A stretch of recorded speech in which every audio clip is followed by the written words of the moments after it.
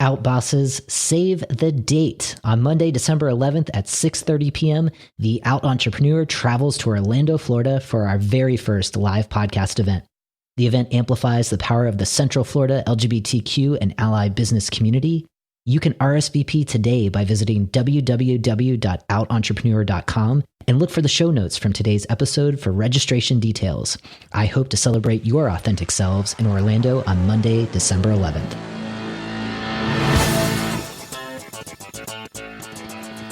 Hello, Out Entrepreneurs. Rhodes Perry here, and welcome to episode number 48 of The Out Entrepreneur, a weekly podcast where I get to interview today's most inspiring LGBTQ bosses crushing it in business.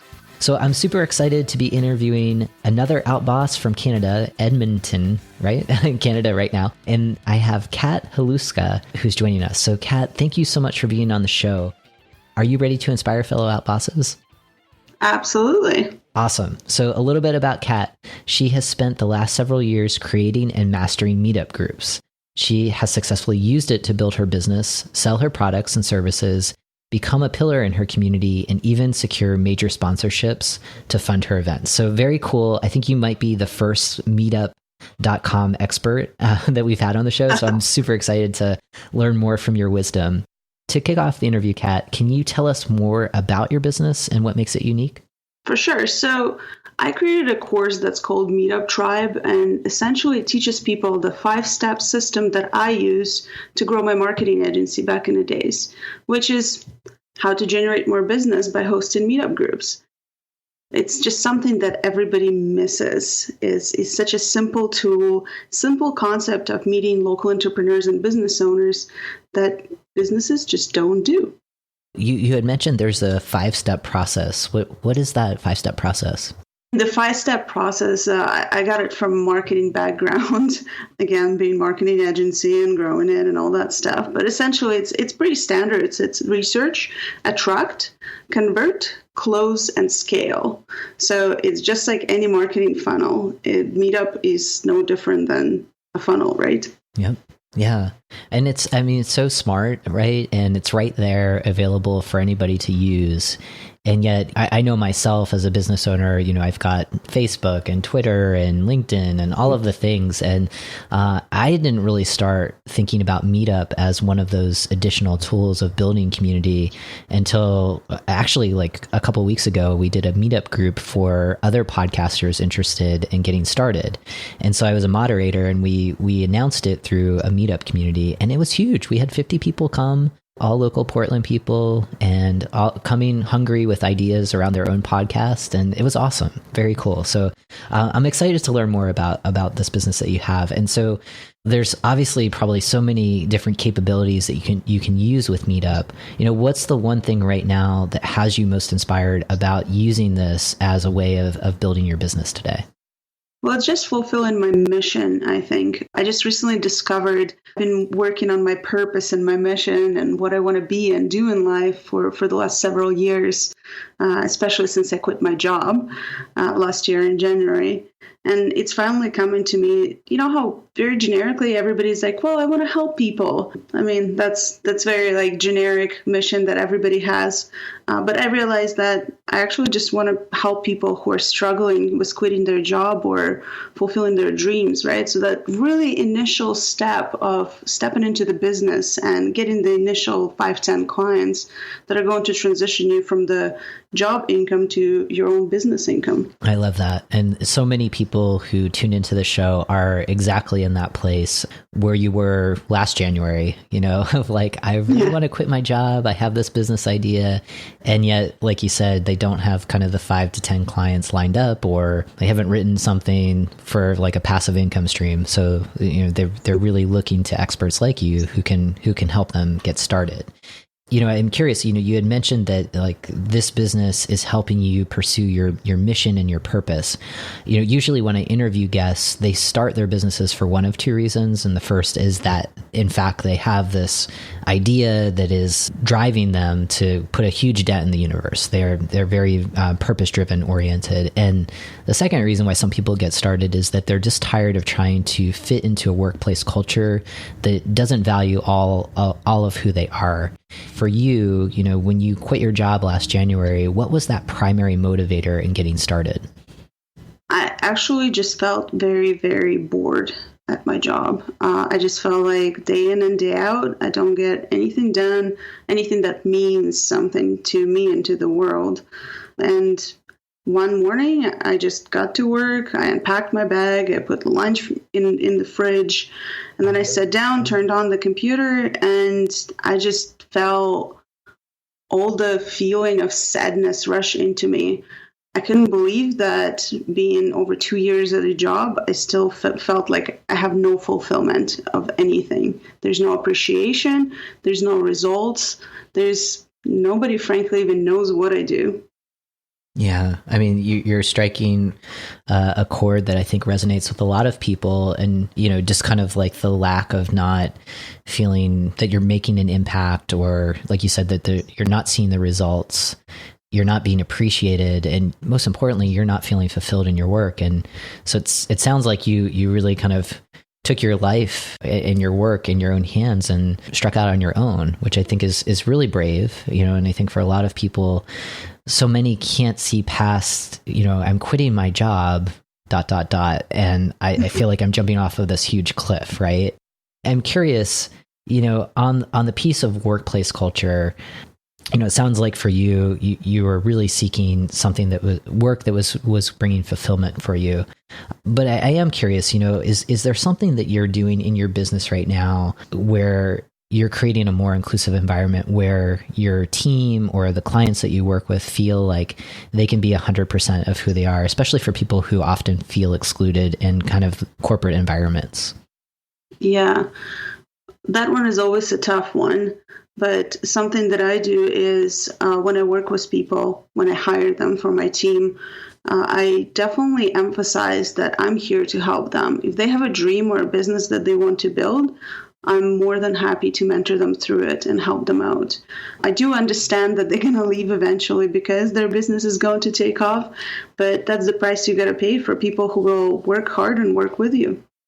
I feel like, and I'm probably going to butcher this, but I remember I had another guest on the show, Kedma O. So if people want to listen to her actually say this, that's probably a good thing. But she was saying that one of the best things is to have an entrepreneur on your team, knowing that they're going to help be innovative and kind of help your business go to that next level. And so long as you can create that workplace environment that really honors their skills and allows them to be, I guess, like intrapreneurial inside your own business, you can keep them a little bit longer before they kind of break out on their own. But, it's kind of like what you're saying. You're willing to provide that mentorship, and you're also willing to understand that eventually, some of your good people will leave, and you can still build positive alliances as they build out their own businesses. So I think that's really helpful for people to at least hear your perspective on that, right?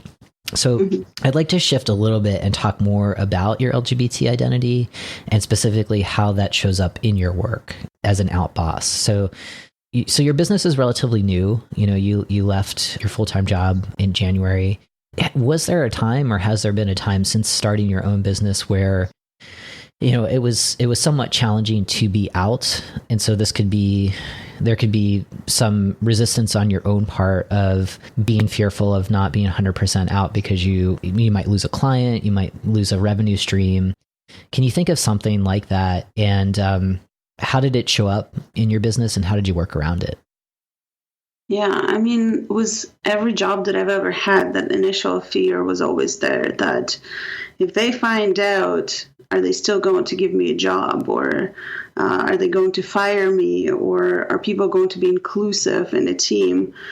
It was always there, but either it's Canada and people are just generally nice, or I just lucked out, and my teams and my jobs have been very, very understanding of the situation, and everybody has been just very nice about it. Yeah, that's really helpful to hear. And I think, what you're talking about, you had mentioned like, you had an initial feel for every job that you had where you were working for someone else, right? Where you don't know how out you can be or how open about either your sexual orientation or your gender identity. And I think just kind of the culture that you said, at least for the places that you worked with in Canada, all have been pretty open for you.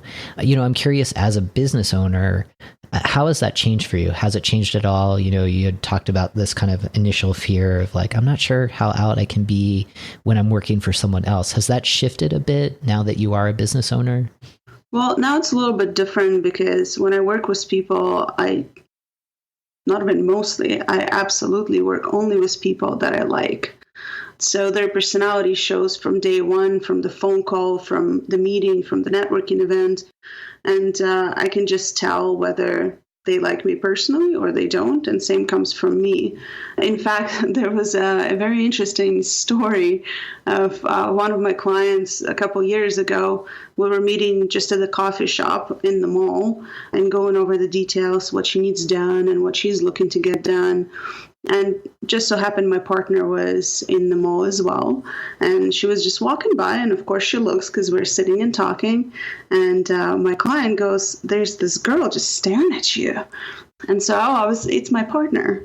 And meanwhile, it came out before I even thought about it.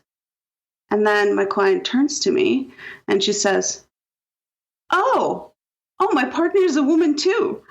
Whoa, that's so cool. So yep. there's interesting, funny situation that came out of it mostly. I haven't had problems this far because mainly we do business together. We don't talk personal. Yeah. Yeah. And it's so interesting though, when you had to disclose, right? I'm sure in that moment you're like, oh, I'm not sure how she'll react. And what a positive reaction, right? Or like for you to be out and authentic and just being yourself, you put her at ease as well to share something personal about her own life. And I think that's huge. It's great, a really, really great story. I also really liked what you said where you only work with people that you like, and I think that's kind of the nature of business, at least as a business owner, where when you like, know, and trust someone, hopefully that's reciprocated, that they also feel the same about you. And I think that always creates good synergy. And it seems like you are attracting the clients that you want to work with. This show is all about empowerment. And, I really want to amplify some of the benefits that come with being an outboss. So I'd like for you to reflect on why being an outboss is an asset to the work that you do. So specifically, what are some of the immediate strengths that come to mind for you when you think of the power of being out in your own business? I think the number one, power that came from that is just being stronger than anybody else. I'm originally from Russia, and so it's less accepting there than it is here. And growing up and experiencing the really first interactions with people with hatred and abusiveness and just dirt, it was awful. But at the end, it just made me stronger. And so now when I interact with people, there's more confidence behind what I say. I act differently because I know for a fact that I am who I am and I'm not going to change it anymore. So it made me much, much stronger. Yeah, I love what you're saying, just kind of that resilience from your lived experiences of growing up in Russia. It sounds like in not a terribly accepting area. And, because of that experience, while it wasn't great, you were able to develop this strength in self, relying on who you are and knowing that that's okay. And that creates this kind of air of confidence in the work that you do every day, knowing that you are able to come out on the other end and, really thrive with your business in Canada. So I think that's really helpful for other folks to hear, especially for those folks that are living in areas right now that aren't super supportive or accepting. So thank you for sharing that. Considering some of those challenges and blessings that come with being out in business, I'm curious, what would you want our listeners to really focus in on and make sure that they take away to inspire them to be more authentic in their work? Oh, that's a tough one. I have this really, really incredible Canadian entrepreneur that I follow, Dan Martel. He's been an unknown mentor to him possibly, but I follow everything that he does. And on his Facebook profile, he doesn't just have his name, but beside his name, it says JFDI. Do you know what that stands for? No, tell me. just fucking do it. I love it. I love it. Yep. And so when it comes to it, I just realized that fear is always going to be there. Maybe you will be more resistant to it, but if you just take the step in despite to fear, every time it's going to be easier to take a step. And so that's why I live by JFDI, right? Is do it first and the fear will go away. I love that. I love that. So Dan Martell, check out his stuff, JFDI. And I liked what you said also that Dan is this kind of unknown mentor. So I think for people listening to the show, you may not have a formal quote unquote mentor or a mentorship relationship with a real time with a person. There's so many great resources, so many inspiring entrepreneurs that are available and out there online. See who resonates with you, follow them on Facebook, try to tweet with them or whatever it is. It's amazing the kind of support that you can get informally. I just like that term, unknown mentor. There's definitely people that I follow like that. And, just some of the general advice, even if it's just like a pep talk, like to see JFDI, take action now. And that helps kind of like when you are in the present and you're just doing, it helps you stay focused so that fear can just be more on the periphery, right? And such great advice. So thank you for that. So one quick question before we go to a sponsorship break. I'm curious, you're doing a lot with Meetup. Are there ways that you're giving back right now to LGBT communities? So like it could be through maybe charitable giving or volunteering, or maybe you're hiring and contracting LGBT talent to work with you. Are there any kind of specific ways that you're giving back to the Rainbow family? I mean, I always try to volunteer where I can, but mostly I just offer mentorship. So if there is any LGBTQ people that are local or even not local that reach out to me and they're looking to start a business and they just don't know what the next step is, I always jump in to help. Yeah, I think that's huge. And you had said you volunteer and then there was like a but that you mentor, and it's like the mentoring is so huge and it's awesome that you're doing that. And I wouldn't kind of discredit that, because it's helping kind of like shape future leaders, future business leaders who are LGBT, and kind of expanding those economic opportunities that at least I can comment on in the United States, that there's way more work to be done, in terms of creating more fair workplaces for LGBTQ folks. So having awesome mentors like you and possibility models is just like huge for younger LGBT folks. So thank you for doing that. I think that's awesome. So what we're going to do right now is we're going to go to a very quick sponsorship break. For our listeners, please don't go anywhere, because when we return, we're going to get to learn more about Kat and her business. Aspiring out bosses, are you struggling with taking that first entrepreneurial leap? Does the imposter syndrome prevent you from getting started? Have you considered seeking support, but you're just not sure where to turn? Look no further. The Out Entrepreneur now offers a coaching and mentorship program where you can access support and strategies to shift your mindset from employee to entrepreneur. If you're looking for accountability and a mentor who successfully busted out of the 9-to-5 lifestyle, let's schedule a time to talk today. Visit www.outentrepreneur.com and look for show notes from today's episode to schedule a call. Again, the URL is www.outentrepreneur.com. Together, let's welcome you to the wonderful world of being an out boss. Welcome back, Outbosses. We are now going into our bonus round, where we'll have the chance to get to know Kat a little better, gain some insights on how we can bring our whole selves to work, and then learn one way to stay in touch with Kat after today's conversation. So Kat, are you ready for the quick fire questions? Yes, I am. All right, let's bring it. Okay, so in one sentence, what does it mean to bring your whole self to work? I think it's being present and excited about what I'm doing. I love that. I mean, there's just such power to just being in the moment. And like you said earlier, when you're in that moment, you're able to take action, and it kind of helps kind of curb a lot of the fear that comes with having your own business, right? So what's one personal habit that helps you master yourself and your business? Oh, that's a good one. Implementation. I literally read a book and then I implement it. I don't read another book until I implement it. Oh, I love that. I love that. Yeah, the execution is like a huge part of doing the work. And I think some of us come up with like a zillion ideas, which I feel like are kind of a dime a dozen.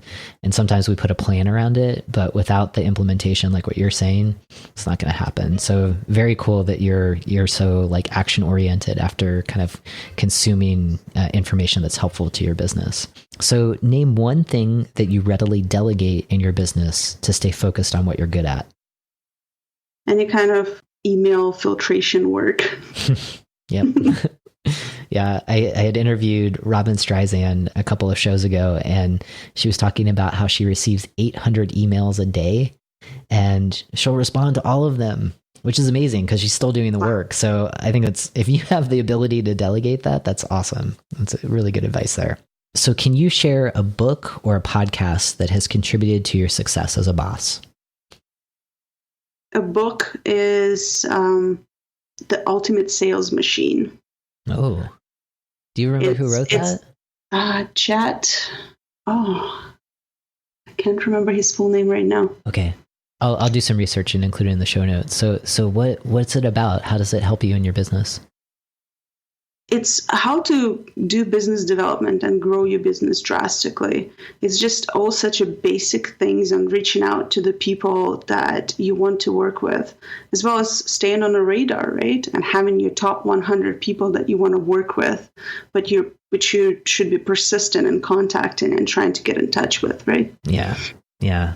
Always good advice, right? Because it's kind of that outreach that takes that additional effort, and when you do it, you tend to get connected to more people that are kind of within those top 100 folks that you definitely want to do business with. So definitely check out that book. We'll include it in the show notes. So Kat, can you share one piece of advice to inspire the next generation of outbosses to take that first entrepreneurial leap? I'm going to get back to the JFDI, but it was a cliff note. Do it, but make sure you plan for it. I quit my job on the spot. That morning that I thought that I'm wasting my life away, the day before I quit my job, I didn't have a plan. I didn't have finances to put away, so it was very, very difficult to get started. So plan for it, but do it. Yeah, I think that cliff note is really, really important, especially it sounds like you're okay with taking a healthy amount of risk. I know that there's other folks who listen to the show who are like thinking about all of the other things of what it would take to start a business. Give yourself time if you're more risk averse, right? And as Kat said, come up with a plan that feels right for you. Consider listening to some of the other episodes. We had a couple of guests talk about the side hustle, right? So kind of starting a small business on the side until you feel like it's ready for you to kind of jump in full time. There's lots of different ways to do it. And sometimes like with Kat's approach, sometimes you just have to pull off the Band-Aid and go, so you know who you are and you know what you're going to need. And I think that advice is really spot on. So thank you. So Kat, I really appreciate our time together. Before we go, can you share one way that we can stay in touch with you and learn more about your business? Yeah, for sure. The best way is Facebook. It's facebook.com/Kat Halushka, KATHALUSHKA. Awesome. Cool. So that will also be in the show notes. So Outbosses, thank you so much for tuning into this week's episode. As always, it's my privilege to connect with you and so many inspiring outbosses like Kat. So as a next step, check out the show notes for highlights from today's conversation, subscribe to the podcast, and consider leaving a rating and review in iTunes. And for now, keep being your authentic selves 100% of the time.